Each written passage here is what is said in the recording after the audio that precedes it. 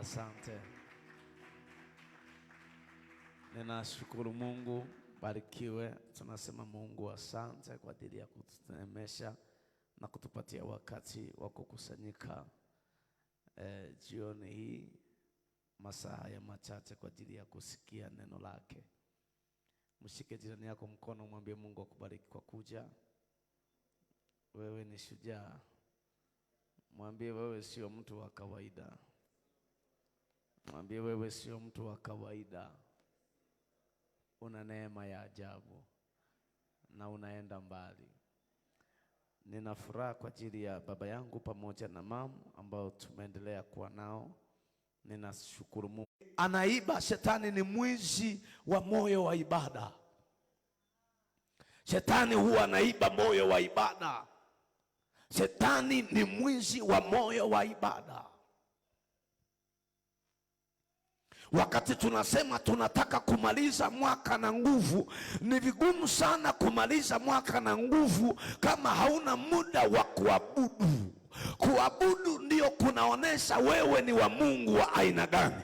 Tukitaka tujue kama wewe ni wa Mungu wa mbinguni, hatukuoni tunapoona unasema Bwana asifiwe, bali tutambua tunapoona unaabudu. So njia pekee Shetani anatumia kukunyang'anya kwa Mungu ni kuiba moyo wa ibada. Kwani anajua ukikosa kuabudu hautakuwa na nguvu za Mungu. Kwani wakati unaabudu utakuwa na nguvu za Mungu. So Shetani ni mwizi wa moyo wa ibada. Anaanza kuonesha kwamba umechelewa maisha. Anaanza kuonesha pesa ni ya muhimu kuliko ibada. Ndio pale tukapiga hesabu, unaamka saa 10 asubuhi, unafanya kazi mpaka saa 11, lakini utakosa masaa mawili ya kuja kumwabudu Mungu. Nguvu za wachawi zinatokana kila wakati wanapokutana kwenye ibada zao, zinaonesha uhai wa nguvu zao za giza. So kama Wakristo tutakosa muda wa kuabudu, tutakosa moyo wa ibada, ni vigumu sana kuwa na nguvu mbele ya nguvu za giza. Shetani anajua ya kwamba watu wanaoabudu, watu wanaoomba, watu wanaopatikana nyumbani mwa Bwana ni watu watatu ulimwengu wa roho. That's why hata wakati wa Danieli, sikia sheria iliyokuwa imelengwa, wakatoa sheria wakasema ndani ya muda fulani hapata kuwa mtu atakayemwabudu Mungu wala hapata kuwa mtu atakayeomba. Walichokuwa wanatafuta ni kuzoofisha nguvu ya Mungu ndani ya watoto wa Mungu. So wakaanza kuua, wanawatenga kuabudu, wanawakataa kuabudu ili wapate kuopaleti miungu yao. Kila wakati unapokuwa na moyo wa ibada, unaifanya miungu ya mji, miungu ya familia, miungu ya ukoo ikose nguvu ya kuopaleti maisha yako. Halo. Bwana Yesu asifiwe sana. Bwana Yesu asifiwe sana. Shetani ni mwizi wa moyo wa ibada. Unaandika hivi, uhai wa mtu aliyeokoka, uhai wa mtu aliyeokoka ni pale ambapo anakuwa na muda wa kuabudu. Uhai wa mtu aliyeokoka ni pale ambapo anakuwa na muda wa kumwabudu Mungu. Uhai wa mtu aliyeokoka ni pale ambapo anakuwa na muda wa kumwabudu Mungu. Yohana sura ya 4 mstari wa 23. Uhai wa mtu aliyeokoka ni pale ambapo anakuwa na muda wa kumwabudu Mungu. Shetani akitaka auwe uhai wako ndani yako, anakutenga na ibada, anakutenga na ibada. Unaanza kuona ibada ni kitu cha kawaida, anakutenga na ibada. Akasema hivi, akasema mimi ni sauti ya mtu aliye nyikani, inyosheni njia ya Bwana. Samahani, nimesema Yohana sura ya 4 mstari wa 23. John chapter number 4 verse 23. Lakini saa inakuja, wow. Lakini saa inakuja, nayo sasa saa ipo, ambayo wamwabudu halisi watamwabudu Baba katika roho na kweli. Kwa maana Baba anawatafuta watu kama hao wanaomwabudu. Bwana Yesu asifiwe sana. Kumwabudu Mungu si kuingia tu kanisani na kukaa kwenye kiti. Kumwabudu Mungu si kuvaa tu suti na kubeba Biblia na kuingia kanisani. Anasema lakini saa inakuja, na saa hiyo ni sasa, ambayo wamwabuduo halisi watamwabudu Baba katika roho na kweli. Haleluya. Mungu anatafuta watu ambao wanaabudu katika roho. Watu wengi shetani amekubali waingie kanisani, lakini waabudu na akili, wasiabudu katika roho. Kanisa inaweza kujaa watu mpaka kule nyuma, lakini watu hawaabudu katika roho. Muda wote wanaangalia masaa ya kutoka.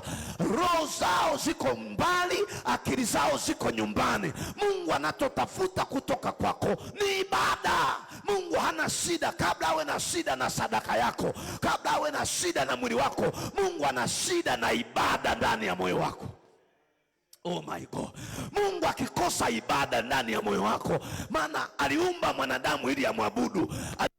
Milima, alipoumba mimea, alipoumba ng'ombe, Mungu akaona haitoshi, akasema nitatafuta mwanadamu wa kufanana na mimi ambaye kwake nitapata ibada. Mungu hataki fedha kutoka kwako. Hiyo sio jambo ya kwanza kwake.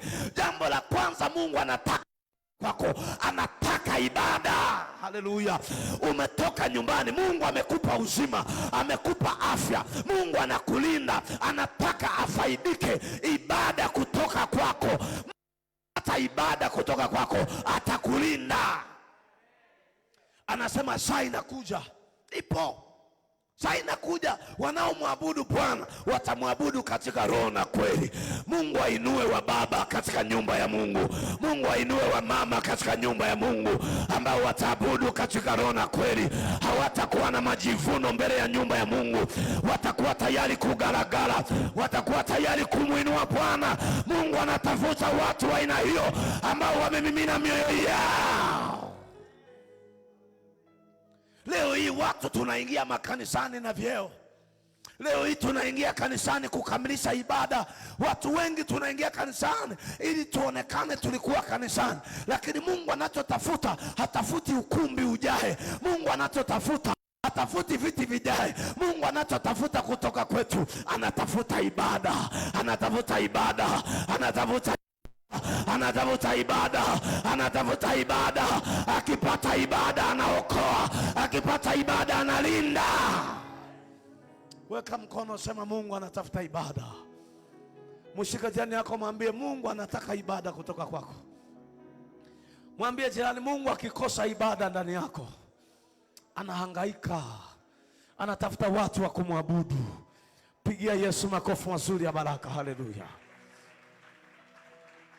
Sasa walipo wawili ama watatu wamekusanyika kwa jina langu, walipo wawili ama watatu wamekusanyika, wakapenda. Wakati tu ambao unataka kupeleka moyo wako ukamwabudu Mungu, analeta wageni, analeta kiugonjwa, analeta shida. Mimi kuna wakati nakuwa naumia sana napoona waimbaji. Kuna waimbaji wao wanakuja tu saa ile, yeye ni kama anakuja tu atuimbia aende, yeye hana muda wa kuabudu. Yani kuna watu hawana shida na maisha yao, ni kama wanafikiri wanakuja kufurahisha maisha yetu na waende. Kwa sababu kanisa ni tofauti na bar. Kanisa ni tofauti na festival, mahali ambapo msanii anaenda anaburudisha watu waburudike. No, hapa hatujaja kuburudisha, hapa tumekuja kuabudu. Haleluya, haleluya, haleluya. Ukija kanisani kama kuabudu, hautakumbushwa kuzima simu yako katikati ya ibada. Ukija kanisani kuabudu, hautatembea tembea, hautakaa nje. Kuna watu wanakujaga ibadani, wakati mhubiri anasimama anaenda kuketi nje mpaka mhubiri aseme jamani ingieni kanisani. Ina maana huyu hakuja kuabudu, huyu alikuja kanisani. Halo, mshike jirani mkono, mwambie kuna tofauti kati ya kwenda kanisani na kuenda kuabudu Mungu.